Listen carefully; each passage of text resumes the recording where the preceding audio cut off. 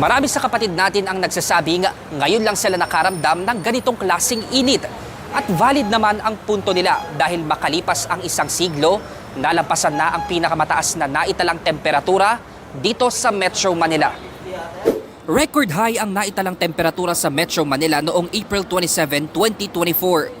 Pumalo yan sa 38.8 degrees Celsius at nalampasan ang all-time hottest temperature na 38.6 degrees Celsius noon pang 1915. Pero teka, di ba umaabot ng higit 42 degrees Celsius ang heat index ngayon? Paano naging record high ang temperature noong Sabado? Nakakalito no?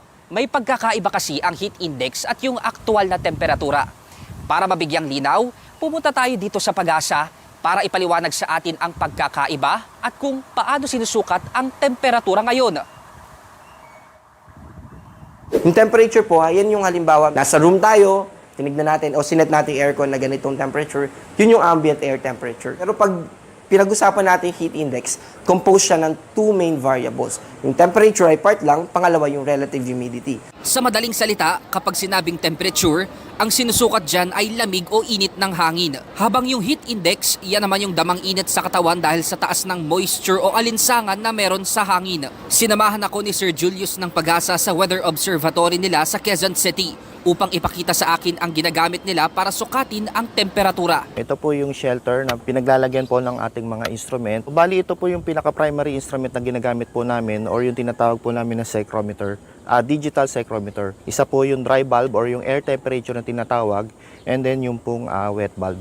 Dry bulb ang weather instrument na ginagamit para sukatin ang aktual na temperature. Wet bulb naman para matukoy ang amount ng moisture content sa hangin. Matapos kumalap ng datos gamit ang mga ito, i-compute ang final result sa pag-aanalisa ng heat index. So kapag mataas yung relative humidity o yung moisture content, yung pawis natin hindi agad mag-evaporate.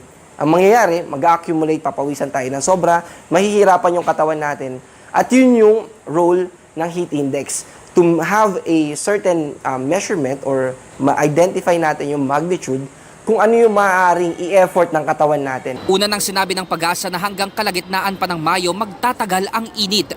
Paliwanag ng ahensya, karaniwan kasing nagtatapos ang dry season tuwing katapusan ng Mayo. Kaya posibleng maibsan ang init bago ang hudyat ng pagsisimula ng tag-ulan o habagat season. Nakakalito man, sabi ng Pag-asa, mahalaga ang paglalabas nila ng mga datos na may kaugnayan sa epekto ng tag-init. Yan ay para mabigyang babala ang publiko at maiwasan ang mga sakit na maaring makuha mula sa nakakapasong init. Mobile journalist Francis Orso po, hatid ang mukha ng balita. Pakinggan nila yan ha, possibly hindi pa nagpipeak ang init.